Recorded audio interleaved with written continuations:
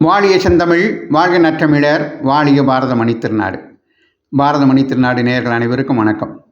நாம் ஆர்எஸ்எஸ் என்கின்ற ராஷ்டிரிய ஸ்வயம் சேவக் சங்கம் வருகின்ற விஜயதசமி நன்னாளில் தனது 100வது ஆண்டை நிறைவு செய்வதை ஒட்டி அரும்பெரும் மனிதர்களின் பார்வையில் ஆர்எஸ்எஸ் என்ற தலைப்பில் ஒரு தொடரை பார்த்து கொண்டிருக்கிறோம். அந்த வரிசையிலே இன்று சட்டமேதை பாபா சாஹேப் அம்பேத்கர் அவர்கள் ஆர்எஸ்எஸ் குறித்து என்ன கருதினார் என்பதை பார்க்க இருக்கிறோம். அவருடைய கருத்துக்களை இப்பொழுது தெரிந்து கொள்வோம்.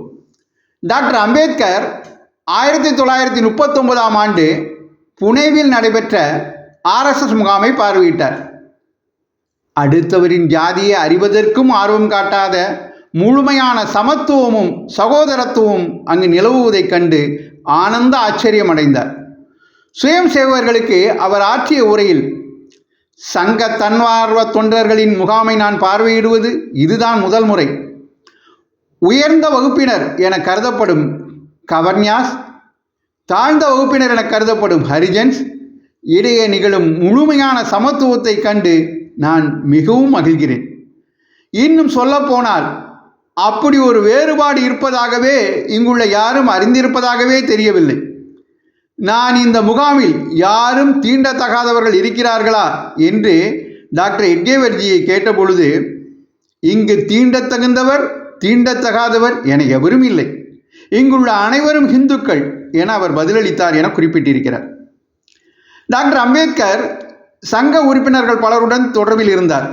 அதில் அவருக்கு மிகவும் நெருக்கமானவர் தொழிற்சங்க தலைவரான தந்தோபந்த் தெங்கடிஜி. அவரிடம் டாக்டர் அம்பேத்கர் மனம் விட்டு பல சமயம் பேசியிருக்கிறார். அவர், சங்கத்தின் ஒழுங்கையும் பணியையும் நான் அறிவேன். உங்கள் சங்க சேவைகளால் நான் மகிழ்ந்திருக்கிறேன். உங்களின் ஷாகாக்களின் எண்ணிக்கையும் அவற்றை விரிவாக்கும் வேகமும் எனக்கு ஏற்புடையவே அல்ல, அது இன்னும் பெருக வேண்டும் என்று குறிப்பிட்டிருக்கிறார்.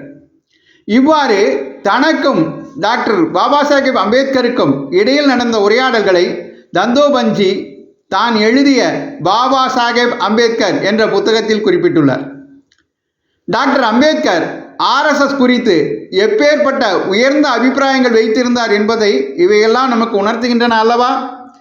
தொடர்ந்து இதுபோல அரும்பெரும் மனிதர்கள் ஆர்எஸ்எஸ் குறித்து கூறிய கருத்துக்களை தொடர்ந்து தினந்தோறும் பார்க்க இருக்கிறோம்.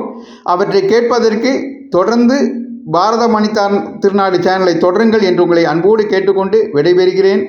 நன்றி, வணக்கம், ஜெய் ஹிந்த்.